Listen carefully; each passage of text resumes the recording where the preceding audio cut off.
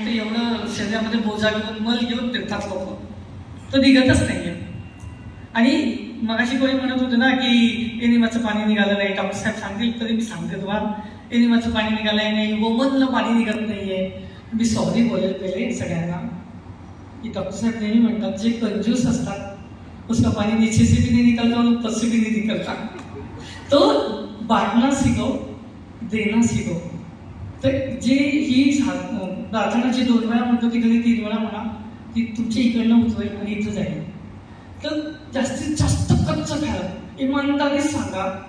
तुम्ही 2 दिवसात किती खर्च खाल्ला इमानदारी सांगा. नव्यानं मला कानावर रिपोर्ट आहे की एवढंसं सलाद घेत आहे, फळ जास्त खात आहे. तुम्ही उद्यापासून उलटं करा आणि फळ पण भरपूर खा. फळ तर खायलाच पाहिजे, पण कच्चं जास्तीत जास्त खाऊन बघा. जेवढ्या वेळा जाता येईल तेवढ्या वेळा जा, मल बाहेर पडेल. तुम्ही इथून जाताना तुमच्या घरचे लोक म्हणतील बाई तू काय केलं मला पण सांग, नाही तर मी पुढच्या शिबिराची तारीख मी घेतो.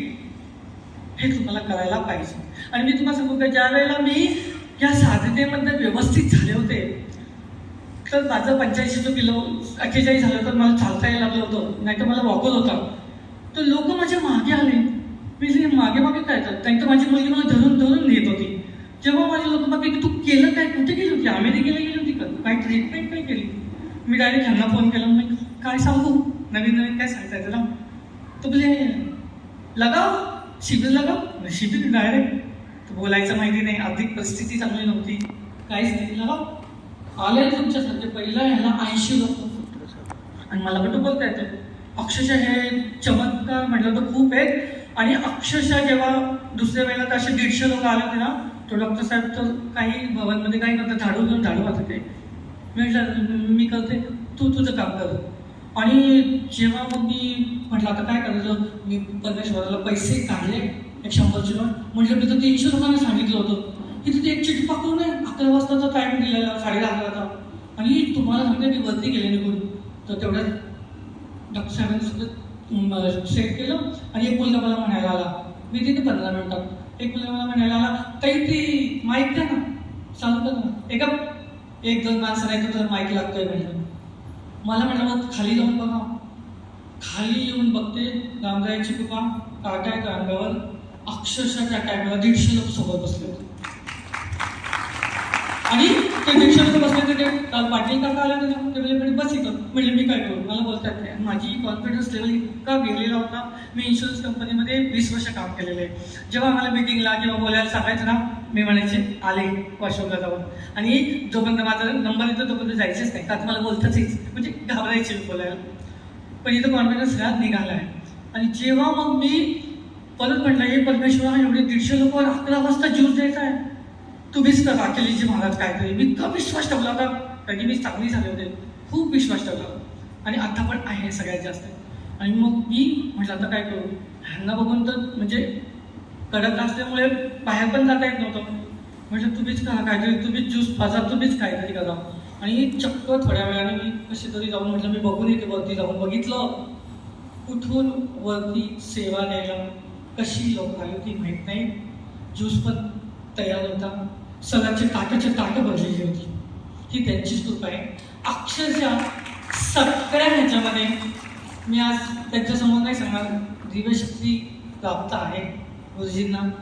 की जेव्हा ते वंदन गुरु जेव्हा म्हणतात ना, मी अक्षरशः अखिलजी महाराजांना त्यांच्यामध्ये बघते.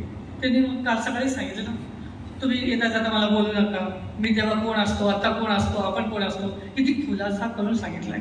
तर मी एकच हात जोडून विनंती आहे की खरंच त्यांची जी पावनवाणी, त्यांचं जे सत्संगला, तुम्ही रूममध्ये बिलकुल बसू नका, बाहेर बिलकुल बसू नका. जे आहे ते त्यांच्यासमोर बसा. आणि जेवढे प्रश्न करता येईल त्यांना प्रश्न करा. नाही कळलं तर आम्हाला येऊन भेटा, वनिताला येऊन भेटा. बरेच वरिष्ठ साधक आहे, महाराजजी पण इथे आहेत, सगळ्यांनी येऊन भेटा. आम्ही खूप जुने साधक आहोत. आणि आमचं पण नसेल पटलं तर त्यांच्याशी बोला. आणि वारंवार वही देताना पण त्यांच्याशी हां ठीक आहे, ते म्हणजे ना बास ठीक आहे जा, तेवढीच उत्तरं द्या. त्यांच्यावर वेगळं काही हे करू नका, कारण की त्यांचा शब्द तो शब्द असतो. म्हणजे ही साधना इतकी सुंदर आहे. तुमचं सौभाग्य आहे आज की तुम्ही एवढी लोक वेळात वेळ काढून कसं कसं आला असेल मलाही माझी कल्पना आहे, पण त्याचा पुरेपूर फायदा घ्या. जे 5,500 रुपये भरले दोघा जणांमध्ये, जे 3,000 रुपये भरले दोघा जणांमध्ये, पुरेपूर वसूल करून द्या. मी माझा हा दावा आहे. आणि इमानदारीमध्ये तुम्ही इथं सांगितल्याप्रमाणे जर सकाळी उठून जर ध्यानाला बसला, हातपाय वॉश करून या, लगेच ध्यानाला बसला, 15 मिनटं, 5 मिनटं, 10 मिनटं, 15 मिनटं, काय असेल ते, किती विचार येऊ द्या डोक्यामध्ये, चालेल, पण उठू नका, डोळे उघडू नका. त्याचा परिणाम काय होतो बघा, ध्यानामध्ये एकदम शांत वाटतं, चिडचिड होणार नाहीये, मार्ग मिळेल तुम्हाला चांगले. सेवेचा परिणाम पण खूप चांगला आहे. सेवा आज आम्ही बघतोय, तुम्ही स्वतः एकमेकांची करायला शिका, त्याशिवाय होणार नाही. आणि ध्यान तर काय विचारू नका, ध्यानामध्ये इतक्या गोष्टी समोर येतात ना की आजारपण तुमचं ध्यानाने कमी होणार, मी लिहून देते, मी गॅरंटी आहे माझी. कारण की चिंता चितेवर जाते. चिंता, जितकी चिंता करताल, टेन्शनमुळे तर आजार घडतात. आजार कशाने होतात? सगळ्यात पहिले टेन्शन. शरीरामध्ये डोक्याच्या केसापासून ते पायाच्या नखापर्यंत नुसता कचरा भरलेला. हा कचरा काढण्याचं एकमेव साधन आहे. पोटातला कचरा काढण्याचं कारण तपने केलंच जाते, पण डोक्याचा कचरा काढायचा तुम्हाला ध्यानानेच काढायला पाहिजे. जेवढं जास्तीत जास्त करा, जेवढं तुमचं वय आहे तेवढं मिनिटं बसायला पाहिजे. पण आपली कॅपॅसिटी नाही आहे, पण सरता महात्म्य नाही होत, तर 5 मिनिटापासून 10 मिनिट, कमीत कमी मी तर म्हणते काहीच नाही, 20 मिनिटापासून सुरू करा, 20 मिनिटापासून. आणि मी तर म्हणेल की तुम्हाला असा प्रश्न पण आला असेल की दसवा सांगितला, तिने दसवा सांगितला, प्रत्येकजण सांगतात की पैसे काढून ठेवा. मला तर, मी तर जॉबला पण नाही आहे, मग मी कसा दसवा काढू? आहे ना प्रश्न? काय तुम्हाला तुमच्या घरातले लोक पैसे देतात की नाही? ही भाजीला दे, हा किराणा माल घेऊन ये, कोणीतरी 10,000 देतं, 5,000 दे, घरपूर्ण घरचा, त्यातले काढून ठेवा. आज काय फरक पडतो बघा. माझ्या मी म्हणले ना, मला कधी बँक बॅलन्स हा माहिती नव्हता, पैसा हा माहिती नव्हता, 0 झाले होते मी पूर्ण. खर्च कमी होतात आणि आमदानी वाढती आपली. मी तर म्हणते, जेव्हा आम्ही हे सुरू केलं ना, माझ्याकडे ना जेव्हा साधनेमध्ये यायच्या आधी फक्त 4 कपडे होते. मला सांगायला काही माहीत नाही, माझी परिस्थितीच तशी होती. 2 घालायचे, परत ऑफिसला जायचं, एवढी. पण जेव्हा ह्यांचं कळलं की धावा, तुम्ही कपड्यांचं पण काढा, नवीन कपडे आले की जुने 2 काढा, ही सिस्टीम जेव्हापासून चालू करेल, भगवंताचे फार करेल.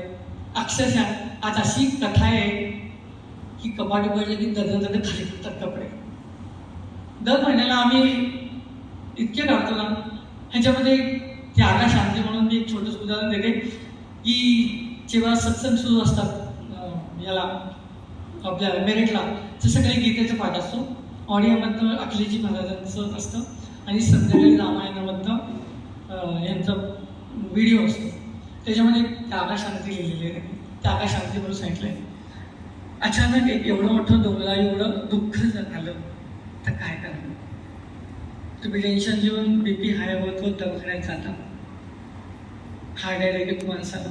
ते करण्यापेक्षा जर घरामध्ये काही गोष्टी असेल, त्याच्यामध्ये तुमच्या घरातल्या सगळ्या वस्तू वगैरे काढून बघा.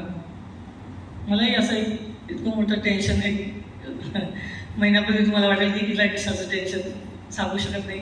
एक महिन्यापूर्वी आलं होतं, आणि काय वाटलं माहीत नाही, त्याच वेळेला मी घरी आले होते. तर मग घरी बघितलं तर तिकडे पण कपडे, इकडे पण कपडे. मी सरळ कपाटातले कपडे घेतले, मस्तपैकी बांधले, आणि स्कूटी घेतली, समोर ठेवले, आणि रस्त्याने सरळ निघाले, आणि एका जागेवर ठेवले. म्हटलं, परमेश्वरा, ज्याला हवा त्याला घेऊन जा. आणि मी घरी आले. अक्षरशः तुम्हाला सांगू, दुसऱ्या दिवशी जे टेन्शन मला आलं होतं, जो माझ्यामध्ये समस्या आली होती, ती येऊन साईडने निघून गेली तरी मला कळलं नाही, आणि माझा प्रॉब्लेम सॉल्व्ह झाला. आणि नवरात्रातली एक घटना अशी आहे की ते बसली आहे ताई, तिच्या मैत्रीण आहे, तर तिच्या काहीतरी शेतातलं काम होतं, आणि ती खूप रडत होती. काहीतरी प्रॉब्लेम झाला होता, आणि वाटण्यांमध्ये काहीतरी झालं होतं. ती मला म्हटली की तुम्ही दिदीच्या खाली बोलवतं का? म्हटलं काय झालंय, मला काहीतरी द्यायचं. तिने काहीतरी ऐकलं होतं. तर ती म्हणजे मला खूप कापल्याबद्दल खूप रडत होती. म्हणजे काय झालं ते ऐकत होती. ती सहज घेतले, कानातले झुपके होते असे तिचे सोन्याचे, तिने तिच्या हातावर ठेवले आणि पडली. म्हटली की माझं फक्त एक काम होऊ द्या, मी खूप टेन्शनमध्ये आहे म्हणे. आणि दुसऱ्या दिवशी तिची गाडी होती म्हणून ती निघून गेली. 5 दिवसानंतर मला फोन केला आणि परत दिदींना पण फोन केला. म्हणे मी जे केलं, तुम्ही जे काही सांगितलं होतं, श्यामा दिदीचं गिव्हिंग ऑफ सायन्स म्हणून एक लेक्चर आहे, मी तुम्हाला पाठवते सगळ्यांना. तर मी खूप सुंदर लिहिले त्याच्यात सांगितले. तर त्या व्यक्तीने सांगितलं, जिने ते जुबे दिले होते, काढले होते, श्यामा दिदीच्या हातात दिले होते, ते आकाशात दिवतात झालं. तर अक्षरशः ती 5 दिवसानंतर एक सांगितलं की करोडोचं काम झालं माझं, करोडोचं. ते चमत्कार आहे. फक्त देऊन बघा काय होतं. लोक देण्यासाठी मागे आहेत. कशी देऊन काय देऊ, पैसे जास्त गेले तरी कसे करू, देऊन बघा. देण्याला फार महत्व आहे, खूप महत्व आहे. आणि हे इमानदारी केल्याशिवाय, मी म्हणते ना, मी प्रत्येक ह्याच्यामध्ये मी सांगते की सगळ्यांना फरक पडणार, सगळ्यांना. पण कधी? इमानदारी. नाही तर आम्ही सांगितलंय नाश्ता स्किप करा आणि घरी जाऊन जर नाश्ता करताय, लोक असे पण म्हणायला बसताय, कोण बघताय तुमच्या साधनेमधलं, तर की नाश्ता काय होते, असे पण लोक आहेत. पण प्रत्येकामध्ये परमेश्वर दडलेला आहे. तो परमेश्वर तो बघतोय ना. आज ही स्थितीमध्ये आम्ही 3 महिने, कम्प्लीट 3 महिने घरी जाऊन इतकं पळा, मैदा, ब्रेड, बीड सगळं खाणं बंद करा. 3 महिन्यात तुमचे औषध गोळ्या बंद नाही झाले ना, परत माझ्याकडे या. मी हे 3,000 तुमचे परत देईल, परत देईल, परत देईल. माझं हे वाद आहे. पण तुम्ही करायला पाहिजे. मी मगाशी पण सांगितलं, एक स्टेप तुम्ही या, 99 स्टेप ज्योती भावकर तुमच्या घरापर्यंत देऊ शकतो. पण इमानदार करा. तर खरं सांगा, उद्यापासून कच्चं किती लोक खाणार आहे खाली राहून, कच्चं जास्तीत जास्त, की स्वतःहून तुम्हाला डॉक्टर साहेबांना ही जी वही द्यायला पण, शास्त्रीय जगत म्हणजे त्यांच्या पुढे तुम्ही वही पण देणार नाही की माझं हे दुखतं, माझं ते दुखतं, छाती दुखतंय तर गॅस अडकलाय म्हणून दुखतंय. आणि सगळ्यात पहिले एक काम करा, संध्याकाळी सगळ्यांनी माफी मागा. माफी. आपण एकमेकांना बोलतो, आज मी बोलतेय, वनिता बोलतेय,